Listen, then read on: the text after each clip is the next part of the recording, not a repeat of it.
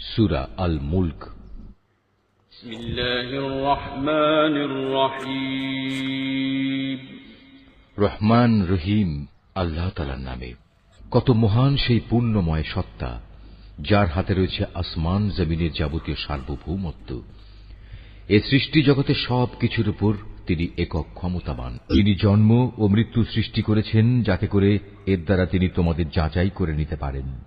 কর্মক্ষেত্রে কে এখানে তোমাদের মধ্যে বেশি ভালো, তিনি সর্বশক্তিমান, তিনি অসীম ক্ষমাশীল। তিনি 7 মজবুত আসমান বানিয়েছেন, পর্যায়ক্রমে একটার উপর আরেকটা তিনি স্থাপন করেছেন। অসীম দয়ালু আল্লাহ তাআলার এই নিপুণ সৃষ্টির কোথাও কোনো খুঁত তুমি দেখতে পাবে না। আবার তাকিয়ে দেখো তো, কোথাও কি তুমি কোন রকম অসঙ্গতি কিংবা ফাটল দেখতে পাও? অতঃপর তোমার দৃষ্টি ফেরাও নভমণ্ডলের প্রতি। দেখো, আর একবারও তোমার দৃষ্টি ফেরাও, দেখবে তোমার দৃষ্টি ব্যর্থ ও ক্লান্ত হয়ে তোমার দিকেই ফিরে আসবে। নিকটবর্তী আকাশটিকে তুমি দেখো, তাকে কিভাবে প্রদীপমালা দিয়ে আমি সাজিয়ে রেখেছি। ঊর্ধ্বলোকের দিকে গমনকারী শয়তানদের তাড়িয়ে বেড়ানোর জন্য এ প্রদীপগুলোকে আমি ক্ষেপণাস্ত্র হিসেবে সংস্থাপন করে রেখেছি। চূড়ান্ত বিচারের দিন এদের জন্য জ্বলন্ত অগ্নিকুণ্ডের ভয়াবহ শাস্তির ব্যবস্থাও আমি যথাযথভাবে প্রস্তুত করে রেখেছি। এত সব নিদর্শন সত্ত্বেও যারা তাদের স্রষ্টাকে অস্বীকার করেছে, তাদের জন্য রয়েছে জাহান্নামের কঠোরতম শাস্তি। জাহান্নাম কতই না নিকৃষ্টতম স্থান। এ জাহান্নামের মধ্যে যখন তাদের ছুঁড়ে ফেলা হবে, তখন নিক্ষিপ্ত হবার আগেই তারা শুনতে পাবে তা ক্ষিপ্ত হয়ে বিকট গর্জন করছে। মনে হবে তা যেন প্রচন্ড ক্রোধের কারণে ফেটে দীর্ণ বিদীর্ণ হয়ে যাচ্ছে। যখনই একদল নতুন পাপীকে সেখানে নিক্ষেপ করা হবে, তখনই তার প্রহরীরা তাদের জিজ্ঞেস করবে, এই জায়গার কথা বলার জন্য তোমাদের কাছে কোনো সাবধানকারী কি আসেনি? তারা বলবে, হ্যাঁ, আমাদের কাছে আল্লাহর সাবধানকারী নবী রাসূল এসেছিল, কিন্তু আমরা তাদের অস্বীকারই করেছি। আমরা তাদের বলেছি এ দিন সংক্রান্ত কোনো কিছুই আল্লাহ তাআলা নাজিল করেননি, বরং তোমরা নিজেরাই চরম বিভ্রান্তিতে ডুবে আছো।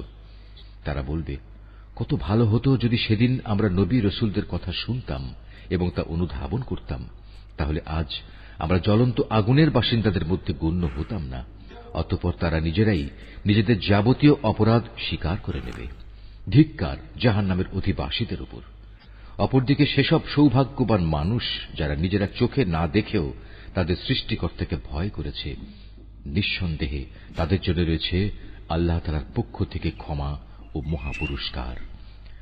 তোমরা তোমাদের কথাবার্তাগুলো লুকিয়ে রাখো কিংবা তা প্রকাশ করো, আল্লাহর কাছে এর উভয়টাই সমান, কারণ তিনি মনের ভেতর লুকিয়ে রাখা বিষয় সম্পর্কেও সম্যক ওয়াকিবহাল।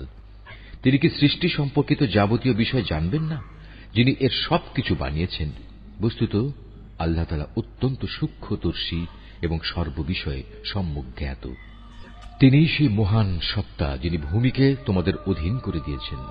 তোমরা যখন যেভাবে চাও এর অলিগলির মধ্যে দিয়ে চলাচল করো এবং এর থেকে উদ্গত রিজিক তোমরা উপভোগ করো। মনে রেখো, একদিন তোমাদের সবাইকে তাঁর কাছেই ফিরে যেতে হবে। তোমরা কি নিজেদের নিরাপদ ভাবছ মহাশক্তিধর আকাশের মালিক আল্লাহ তাআলার কাছ থেকে? তিনি কি তোমাদের সহ ভূমণ্ডলকে গেঁড়ে দেবেন না? এমনি অবস্থা যখন দেখা দেবে, তখন তা ভীষণভাবে কম্পমান হবে। অথবা তোমরা কি নিশ্চিত আকাশের অধিপতি আল্লাহ তাআলা তোমাদের উপর প্রস্তর নিক্ষেপকারী এক প্রচন্ড বায়ু প্রবাহিত করবেন না? এমন দিন আসবে এবং তোমরা সেদিন অবশ্যই জানতে পারবে কেমন ভয়াবহ হতে পারে আমার সাবধান বাণী উপেক্ষা করা। তাদের আগেও যারা আমার সাবধান বাণী মিথ্যা প্রতিপন্ন করেছে, দেখো কেমন ছিল তাদের প্রতি আমার আচরণ। এসব লোকেরা কি তাদের মাথার উপর দিয়ে উড়ে যাওয়া পাখিগুলোকে দেখে না, কিভাবে এরা নিজেদের পাখা মেলে রাখে, আবার এক সময় তা গুটিয়েও নেয়? তখন পরম দয়ালু আল্লাহ তাআলাই এদের মহাশূন্যে স্থির করে রাখেন। হ্যাঁ, একমাত্র আল্লাহ তাআলাই, তিনি তার সৃষ্টির ছোট বড় সব কিছুই দেখেন। বলতো, তোমাদের মধ্যে এমন কে আছে যার কাছে এমন একটি বিশাল সৈন্যবাহিনী আছে, যা দিয়ে তারা অসীম দয়ালু আল্লাহর বিরুদ্ধে তোমাদের সাহায্য করবে?